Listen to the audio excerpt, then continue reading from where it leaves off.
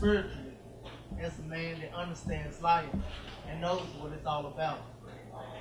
I'm just grateful and blessed to have an unconditional loving family, group of friends, and mentors who comes in and help me out throughout the rest of my life. And they are the ones who make things look easy for me. In 2008, God gave me a vision to write my story. So I pretty much started writing down all of my childhood memories up to now. Throughout the process, I didn't quite know what all I wanted to share in my story. So I asked my lifelong mentor, Coach Vernon Johnson, what all should I add? And he basically told me, without hesitation, tell them the truth. Tell them a little bit about where you're from, people who will help you along the way, the things that occurred, the vision for the future, and the things that you're working on. And basically overall, let them know that you are a man that are still working, you're still here, and you have a bright future in front of you. And let them know a little bit about your vision. So when you see me, you see a man whose spirit that can't be broken, no matter what the circumstances may be.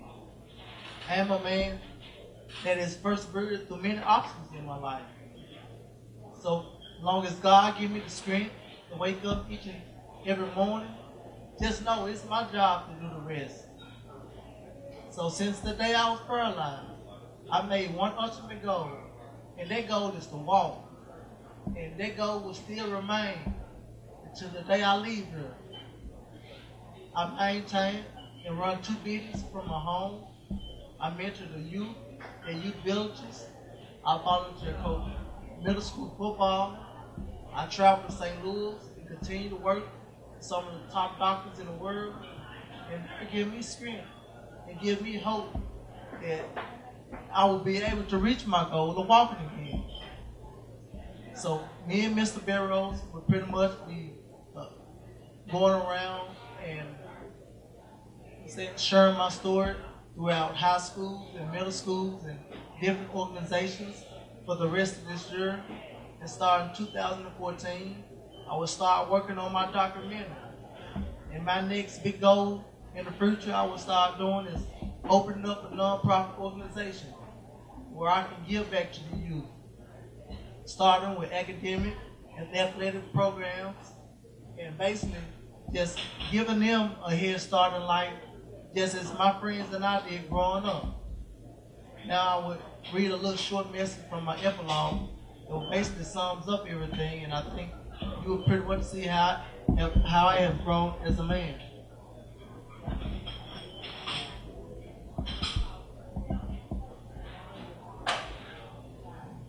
I have continued to develop the skill in looking at the world as a bigger and better place of opportunity and reward. Most people find themselves in my condition will spend much of their day asking why me. My perspective is to ask the question, why not me? I believe that God is my ultimate source and ability, not me. I further believe that God does not make mistakes. And for one to ask the first question of God would be an example of ultimate disrespect. I look in the mirror in my life and I conclude that God has taught me patience and He has taught me insight. That by growing up fast, I did not take advantage of many opportunities around me. I did not take time to think about what my mother and my brother told me what I should do or should not do. Now I am in a position where I must think about the things that I should do.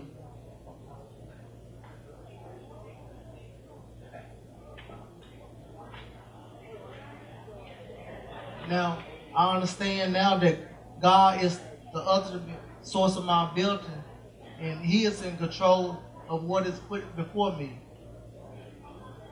After my accident, I have become more of a spiritual thinker than ever before.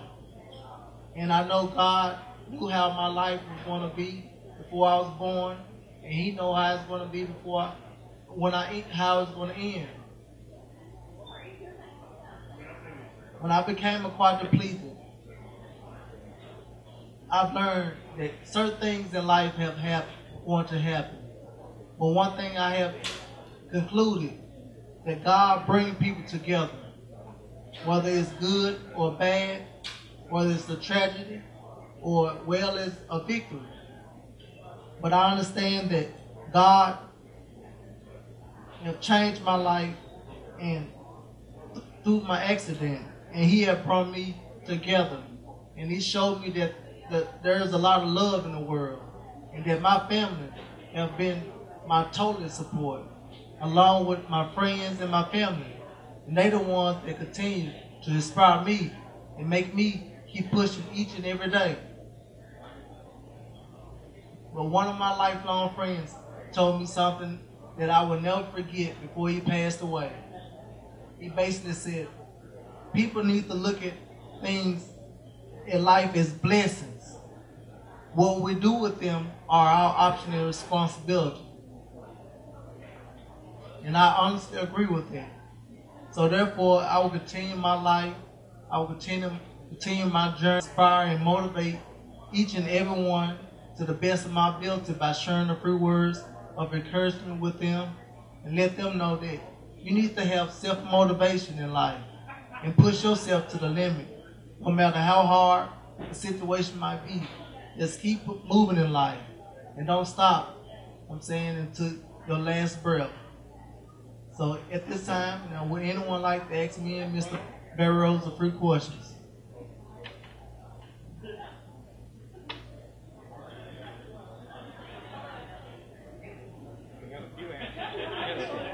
I have a question. Last time I met you on you talked about how you have to help motivate other people that have been injured. One in particular, one that happened in our area, over in Little Rock, there was a football accident also. Just kind of reiterate. I guess that's those type of situations you have to actually talk to others. Well, yes, Kenyon Tober is the young man that was paralyzed over in Arkansas, and when he first came to Baylor, I saw that his spirit was down, just as my spirit was when I first got there. But by the time I got to Baylor, I had a lot of people that was coming and supporting me, and my spirit started to come back to more reality, and depression pretty much just coming up out of me. And I saw he was a man that wanted to lay in bed all day, and his family wanted, they're supporting him. The way he wanted them to be supporting him. And I mainly started going in and just talking about some things that I know that he loved from the heart, mainly his passion. And we talked about a little bit about our vision of becoming professional athletes. But now we're in a position where we know we can be professional athletes. So we pretty much had to revamp our lifestyle on what we want to do. So basically, I made that connection with him to go down there and talk to him each and every day, and slowly but surely he started opening up to me and started sharing things with me about how he wanted to get his life back to where it was close as normal as possible. So we just pretty much built a friendship from that day on. He started showing me different things. He started coming to therapy. He started working with the therapists and stopped being resistant with people, and he started putting a smile on his face. And from that day forward, that's all I can ask for. The follow-up to that story is that the family disintegrated, the family unit over this tragedy. The young man had already gotten full academic scholarship and athletic scholarship to, I think it was Oklahoma, University of Oklahoma. but the family, he didn't have the family support. That's a consequence. He spent years in a nursing home and passed away about 5 years ago alone. I think the important thing is relationships. That's what Mario was talking about. Even in times of injury, times of being down, and being depressed, being despondent, you've got that network of relationships that are established in our lives that are there for our support, our encouragement. And I'm just blessed. And one of the main reasons why I want to share my story is my family are the people who make things so much easier for me. I mean, I've been injured for going on almost over 15, 16 years. They haven't missed a beat by being in my home, coming in 6 or 7 o'clock in the morning, helping me out maybe 4 hours in the morning, and let me pretty much be independent throughout the rest of the day and come back and help me out for 4 or 5 hours at night with the medical things that I need to do. But they also formed me and made me get back to a point of independence where they know what I want to have. And I think that's what makes things much easier for me and make me more, functional and make me continue to do the things that I want to do in life without feeling like I'm handicapped and someone has to be around me 24 hours a day.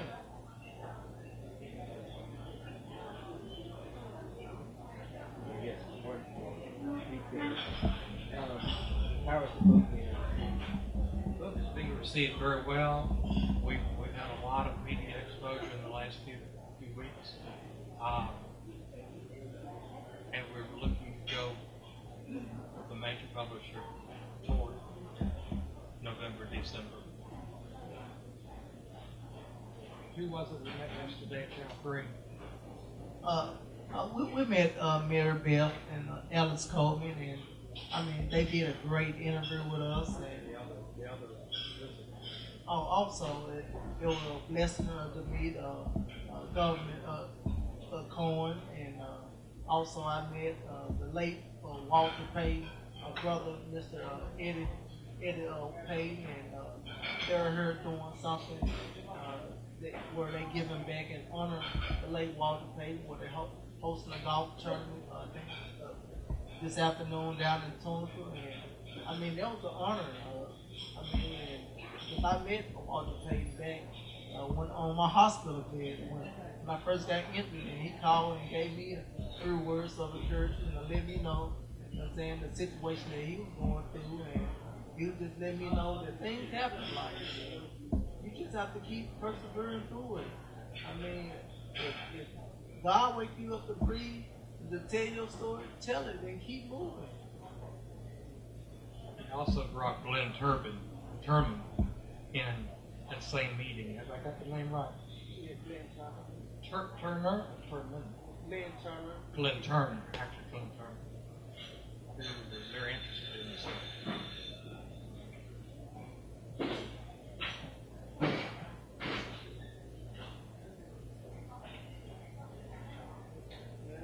Like that, everybody know that I'm a person and I love that stuff.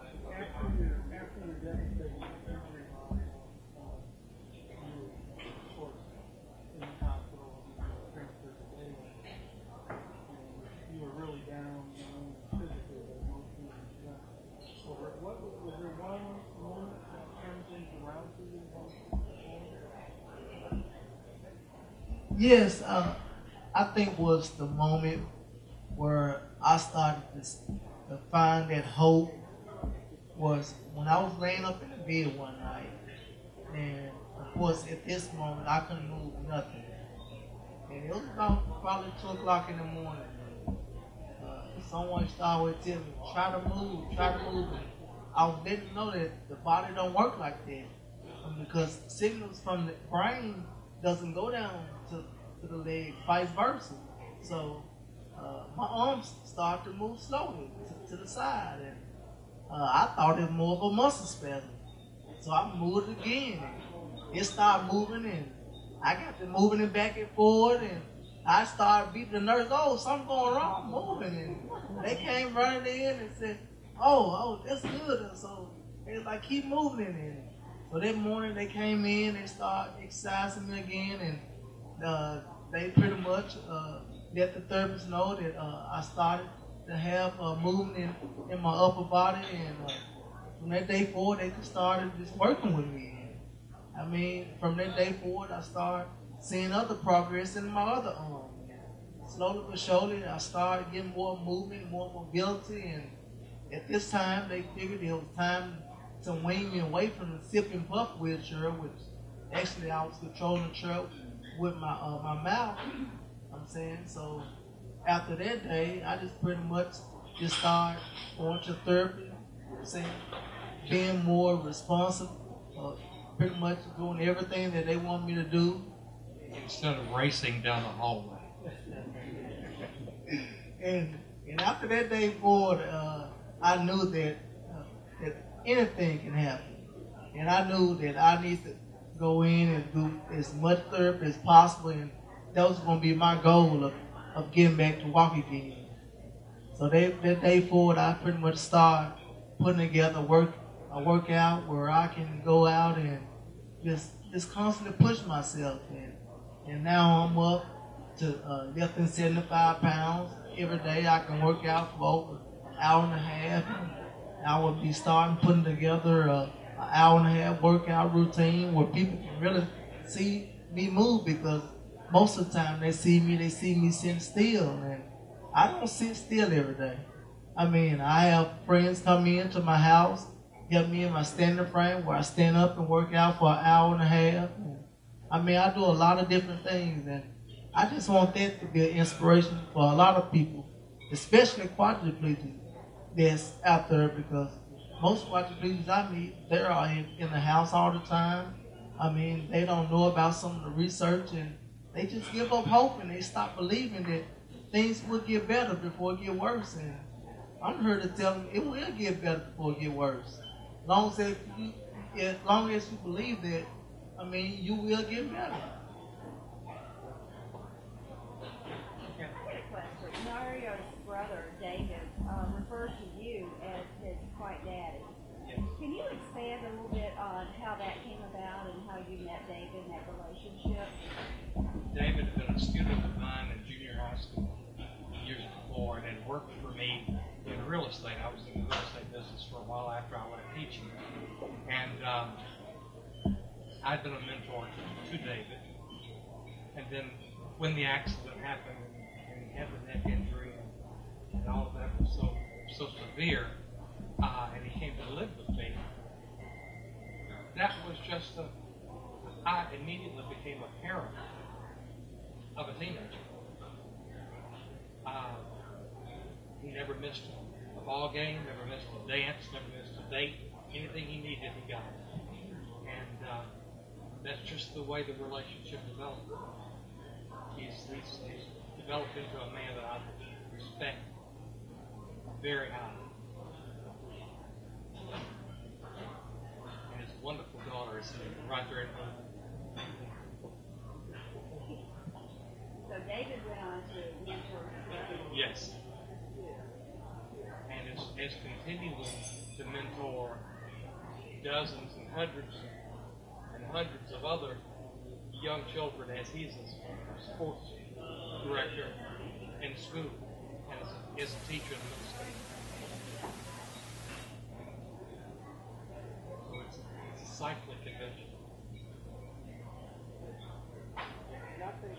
It's basically, it is a gift that God have gave us, and I mean, he has instilled it in us since he was an athlete at college, and I mean, he was a high school star just as me and my friends were, and football was the outlet for him.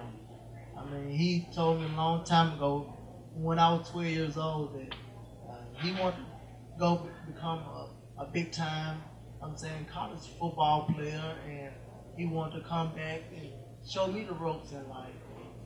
I mean, he come back when I was 12 years old and teach me and my friends how to run around the block of North Memphis. And at times we want to stop running. We figure, man, you in college, you do this for a living. We can't keep up with you. And he'll been in circle the block twice and lapped us, and we'll be running, winded. Like, man, we can't keep up with you. And he even will be able to get to a point where he can run a 40-yard dash backwards, and we'd be running 40, he still would beat us. And I mean, he would embarrass us, but also he was just showing us that, look at, push yourself. You know? In order for you to get, you know what I'm saying, to where I'm at, you got to put in some work. And I think that's what made me start establishing a work ethic. And I knew in order for me to gain speed, you know what I'm saying, and get stronger, I had to do some of those things. And I think that's what transitioned to today, where I have a work ethic that's in me, and no one have to wake me up and tell me to go to the gym. I know that's my first job before I go do anything else. When I wake up in the morning, I have to have at least 4 to 5 minutes of stretching before I get out the bed and go about my routine for the day. Another question.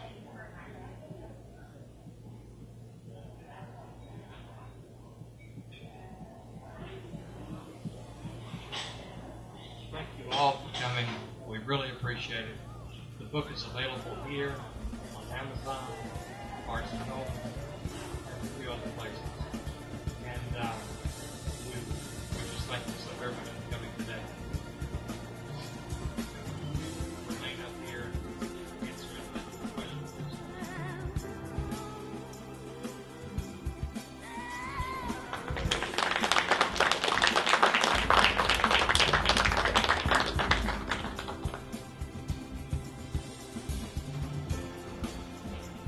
Got the book, get one up front.